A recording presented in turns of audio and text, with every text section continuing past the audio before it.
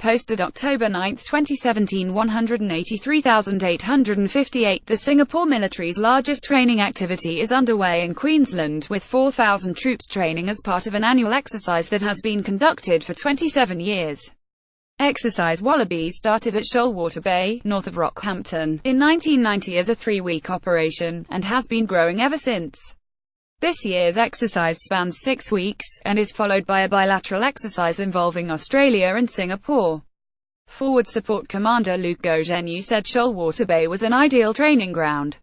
It is about 4 times the size of Singapore, and therefore this sizable training space allows the Army to do manoeuvres that were not able to do in Singapore, he said.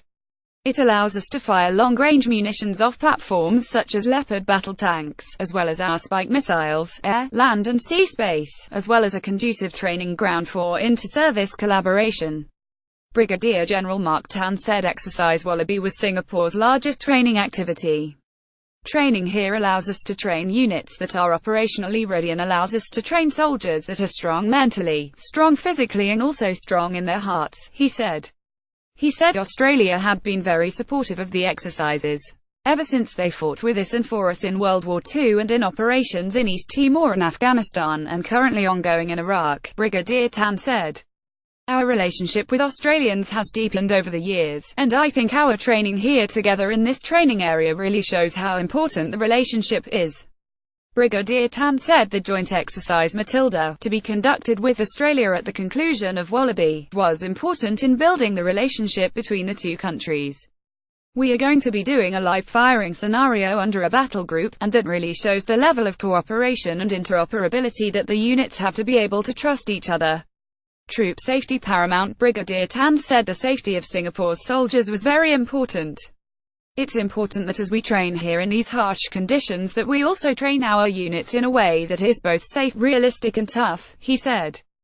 3rd Sergeant Chan Hyang Cheng Gavin, 21, died when his Bionics armoured vehicle rolled at Shoalwater Bay last month. The Brigadier said that incident had prompted a review of the exercise. We put a pause to training in the immediate aftermath of the accident in order to evaluate what had happened, and to evaluate whether our safety measures were sufficient, he said. We were convinced that there were sufficient measures in place, and we have resumed training to instill confidence in the soldiers that the training is still safe.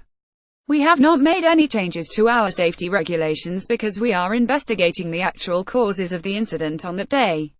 Exercises to expand. The Australian and Singapore governments have signed an agreement to expand training grounds at Shoalwater Bay and near Townsville. The agreement will allow Singapore to double the number of troops exercising in Australia every year, and increase exercise duration to 18 weeks each year. Right now we are under discussions as to the shape and form of how we would like to develop those training areas, Brigadier Tan said. But certainly it is something that would be very invaluable for a small country like Singapore that does not have sufficient land for our own training needs. So the space and the time will certainly be much appreciated. The training agreement also gives benefit back to the Australian Defence Force because the training areas will be shared and it will be cost by both sides.